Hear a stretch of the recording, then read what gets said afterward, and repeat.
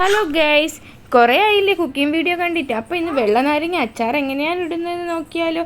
അതിനായിട്ട് കുറച്ച് നാരങ്ങ ഞാൻ ഇങ്ങനെ കവിച്ചെടുത്ത് വെച്ചിട്ടുണ്ട്.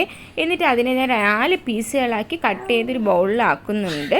നന്നായിട്ട് അവിച്ചിട്ടുണ്ട്. ഞാൻ ഇതാ കണ്ടില്ലേ, എല്ലാ നാരങ്ങയും ഞാൻ ഇതുപോലെ കട്ട് ചെയ്ത് എടുത്തിട്ടുണ്ട്.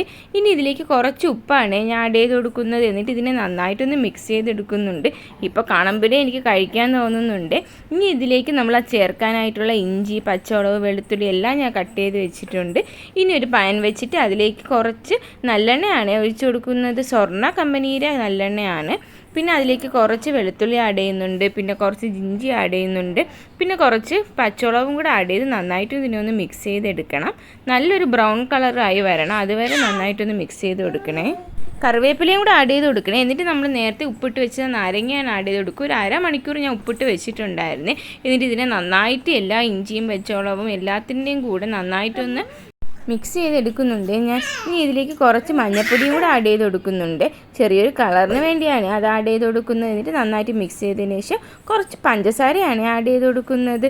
ഇതൊരു നല്ല ബാലൻസിങ് കിട്ടാനാണ് പഞ്ചസാര ആഡ് ചെയ്ത് കൊടുക്കുന്നത്. 2 സ്പൂൺ പഞ്ചസാര ഞാൻ ആഡ് ചെയ്ത് കൊടുക്കുന്നുണ്ട്. എന്നിട്ട് ഇതിനെ നന്നായിട്ടൊന്ന് മിക്സ് ചെയ്യണം.